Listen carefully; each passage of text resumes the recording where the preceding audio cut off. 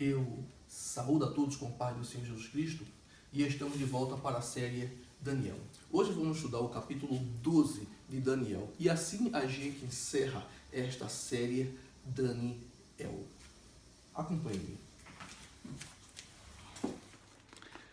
O relato do capítulo 12, a partir do versículo 1 de Daniel, mostra que neste tempo se levantará Miguel, o grande príncipe que protege os filhos do teu povo. Mas para que Deus vai levantar Miguel neste período?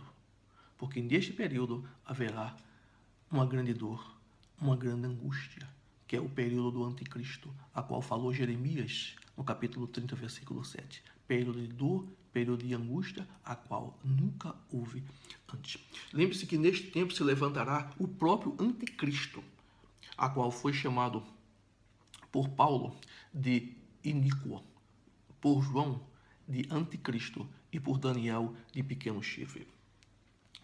E lembre-se que quando isso acontecer, a igreja já estará com Cristo, porque quando Jesus voltar na segunda vez, vai ser em duas fases. A primeira fase é para o arrebatamento da igreja. E na segunda fase é justamente para isso, para interceder por Israel. Este é o segundo período. E lembre-se que na continuação do versículo, ele diz que todo aquele que se acha escrito no livro da vida, ele fala aqui de um livro. Observe, mas neste tempo livrar-se-á teu povo, todo aquele que se acha escrito no livro.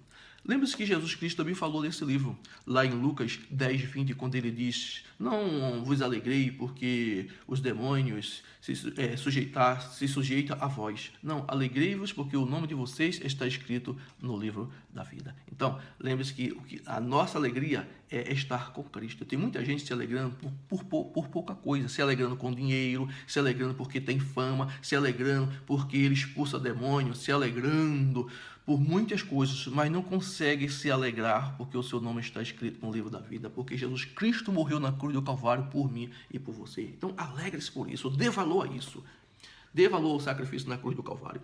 Bom, continuação. No versículo 2 diz: muitos dos que dormem num pó da terra ressurgirão, mas ressurgirão para quê? Diz aqui, uns para a vida eterna, como Daniel, por exemplo, que está escrito aqui no versículo 13. Tu, porém, vai-te até que chegue o fim. Tu repousarás e então, no fim dos dias, levantarás para receber a tua herança. Está vendo? Como Daniel. Para a alegria eterna, mas só que não é todos que vai ser levantado e ressurgirá para a alegria eterna, não. Tem outros que vai ser levantado, sabe para quê? Para a vergonha e desprezo eterno. Entendeu? Uns para a alegria e outros para desprezo. Está escrito aqui no versículo 2.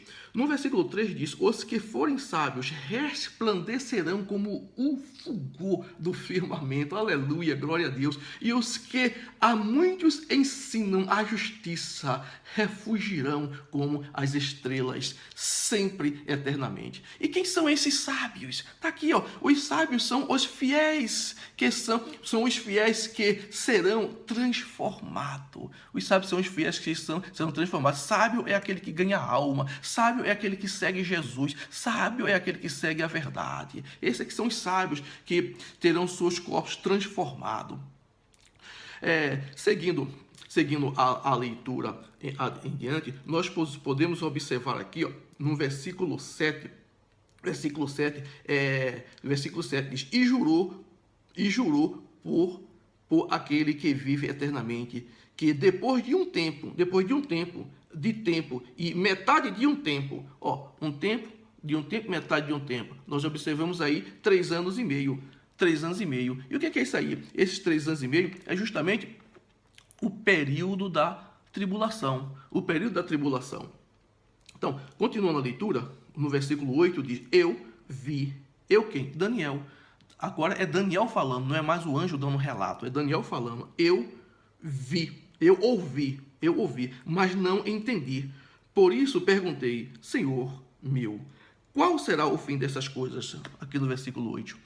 Lembre-se que tudo isso que Daniel estava ouvindo ou vendo não era para o período dele. Portanto, Daniel não está entendendo o que está acontecendo. Mas ele não precisa entender, porque não é para o período dele, é para nós que estamos aqui. Aqui, o anjo, quando está dando um relato para ele aqui, é de um período de dor e angústia, a qual ele não viveria. Está entendendo? E que período é esse? Lembre-se que nós estamos nos últimos dias, nos finais. E a qualquer momento Jesus Cristo vai vir buscar a sua igreja. E quando Jesus Cristo vir buscar a sua igreja, começará um período de dor e de tormento aqui na terra. Todos aqueles que não seguiram Jesus, todos aqueles que não tiveram sua vida transformada no sangue do Cordeiro, vai ficar aqui para o domínio do anticristo. Esse é o período de dor. E de acordo com a Bíblia, a nação de Israel vai ser cercada por todos os lados para ser destruída. Aí é quando entra Miguel, o arcanjo Miguel, para interceder pela nação de Israel. Mas com o sopro da boca do Senhor Jesus Cristo, que é a palavra de Deus, Deus vai destruir todos os inimigos. Mas a justiça fica para Deus. Tá entendendo?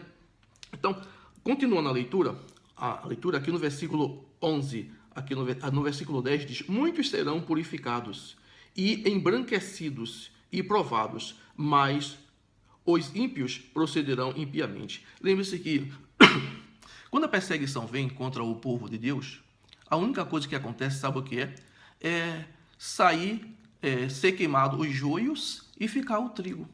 Lembre-se que o ouro, quanto mais ele é aquecido no fogo, mais ele fica purificado. Existem tantos os pequenos anticristos por aí, falando mal do Evangelho, falando mal do Jesus, falando mal da Bíblia, mas que se declara cristão e não são. Quando chegar o período da perseguição, todos esses pequenos anticristos, eles vão sumir, vão se esconder, ou então vão se aliar ao anticristo. Porque a maioria desse povo tudo tira vantagem da palavra de Deus. Prega um evangelho torto, não prega a cruz do Calvário, não prega o nascimento de Jesus Cristo, a vinda de Jesus Cristo, a volta de Jesus Cristo, que Jesus Cristo morreu na cruz do Calvário para nos livrar do mal e nos dar o céu como herança. Não, eles pregam a terra.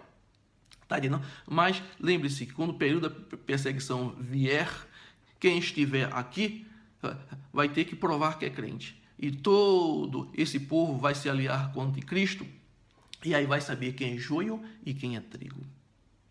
Continuando a leitura, no versículo 11 diz: desde o tempo em que o sacrifício contínuo foi tirado e posto a abominação desoladora, haverá 1290 dias. Lembre-se que quando Jesus Cristo morreu na cruz do Calvário, 70 anos após, o templo foi destruído pelo general Tito, 70 anos após de Cristo. E naquele período, todos os sacrifícios foram encerrados. E nunca mais houve sacrifício. Por que nunca mais houve sacrifício? Porque o templo foi destruído. Então, como é que iam fazer sacrifício? Mas lembre-se que isso daí existe a sintonia com os céus. Por quê? Porque Jesus Cristo já havia morrido na cruz do Calvário. Então não precisava mais e nem precisa mais de sacrifício, porque Jesus Cristo é o sacrifício. Jesus Cristo é o Cordeiro de Deus.